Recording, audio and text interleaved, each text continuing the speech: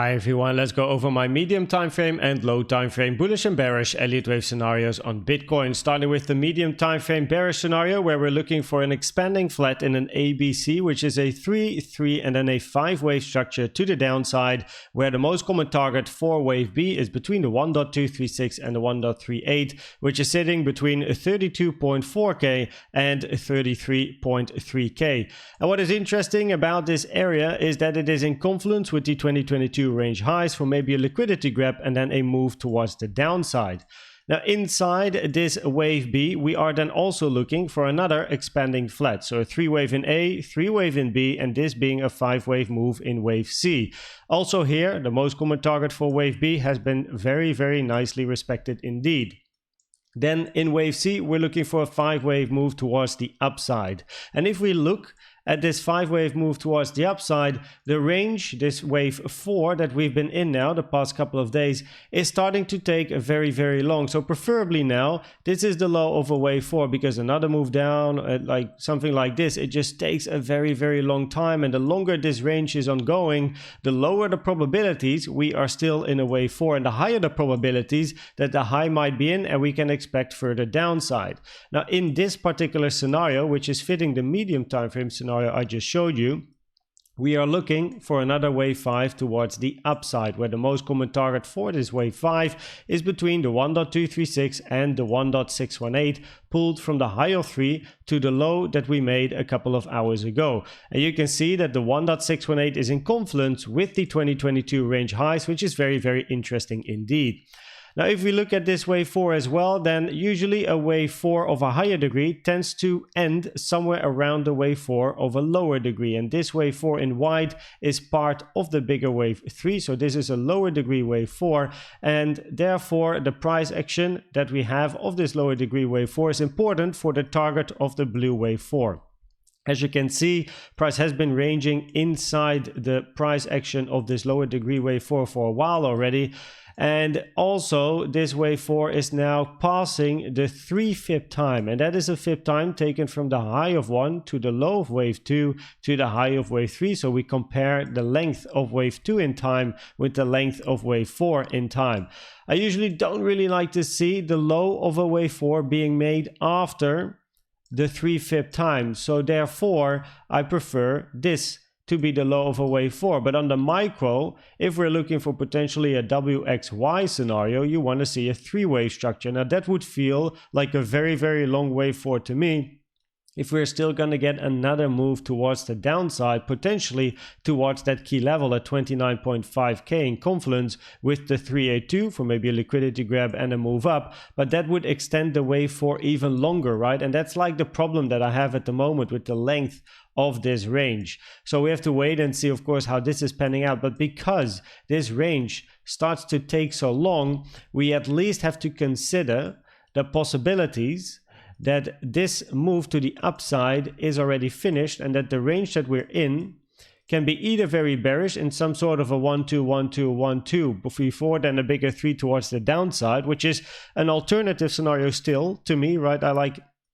Personally, I still prefer seeing a move towards the upside, but we have to start to consider a potential bigger move towards the downside, like a bigger corrective structure, and the end of wave 5 potentially being in. And if we zoom out, this scenario would potentially fit this medium time frame scenario, where we then have again a 3 wave structure in either a WXY or an ABC, with inside B or X the expanding flat, right? ABC, I spoke about it earlier. But the most common target for a wave C are the two 1.618s. This 1.618 is pulled from the low of W to the high of W to the low of W to the high of wave A to the low of wave B. This 1.618 is pulled with a Fibonacci from the high of A to the low of wave B. And this gives you the most common target area for a wave C in an A, B, C expanding flat. And you can see that on the 12-hour and also on the daily, this area has been very, very nicely respected. It went all the way up, it took the high absolutely fine, wicking above, but look at the candles closing just below this 1.618. So in this particular scenario, you don't really want to see price going back up and taking this high, right? This is the high that you want to see on this chart in that an ABC, and you expect continuation to the downside. And because the range is taking so long at the moment, this is at least a scenario we have to keep in mind where potentially the high is already in and we can find further downside in then a wave C or a wave Y in this scenario. Wave C being another 5-wave structure, a wave Y being another 3-wave structure, where targets are around the low of this wave W, because if this is a flat or a 3-wave structure in an ABC, we're looking at a regular flat where the target is similar to the low of wave A over here, and in a WXY, the most common target for Y is between the 1 and the 1.236, which is also again around the low of wave W. So this is very interesting indeed. If we then go towards an alternative scenario at the moment, then we have this bullish scenario. So WXY already finished, with then this to be a wave 1 followed by a wave 2, and then we expect a bigger wave 3. It is alternative because basically this scenario over here is exactly the same as this scenario, the bearish one, and this bearish one, because what we want to see in a wave 1 and then a wave 2 is a move towards the downside. So we are waiting for a deeper retracement towards the downside, because if we go to the 4-hour and we pull a fib from the low over here to the current high that we made and we put it on a wave 2, then you can see that the minimum target usually for a wave 2 is the 382. A rare target, very, very rare target, is a 0.236, but that one hasn't been hit yet. The 382 hasn't been hit yet, which is already rare, and the most common targets for a wave 2 are the 0.5 to the 0.786, and price is far away from reaching these targets. So what we want to see in the bullish scenario here is we want to see price dropping towards the downside, either moving up in a 5 and then moving down, or moving down already. And then it depends on how price is moving to the downside, because if we do get that final move towards the upside in a wave 5, right, and we move towards the downside, if this move then towards the downside is going to be an impulsive structure, like a 5-wave move, then we're looking for a wave C towards the downside, where likely the lows are going to be taken. But if price is going to wick those levels and then move to the downside in a 3-wave structure, then it is more likely it is part of a wave 2 for then continuation in a wave 3. So we have to be very patient and wait what price is going to show us on the lower time frames. If we then look at the CVD divergences on the micro time frames over here in this range, then we did have the bearish divergences playing out consistently, and I've been saying it throughout the past couple of videos. I said this bullish divergence, I don't like it, because over here we have bearish divergences, again bearish divergences. Every bounce that we had, right, move to the upside, bearish, new low made over here, right, this low is lower than this one, move up, again bearish divergences, another low, move up again. So local CVD divergences get priority. And yes, this bullish divergence was also local, right? One can say. But if you keep seeing bearish divergences during these moves towards the upside, it should give a sign, and I've been saying it in many videos now, that this bullish divergence has a much lower probability and is not something I like. And now it is invalidated because price has taken the low over here. And what price has also done is that it hit the daily finally, actually, because over here it just missed out on hitting the daily level, and now it actually hit the daily level, which was part of this white target box. So this is also the 3rd time now that price has hit this target area. 1, 2, 3 times it hit the final support that we had inside this target area, which is the daily. If the daily would have given up, then I'm looking for the 29.5 area if price is going to move towards the downside, right? Potentially still something like this on the cards.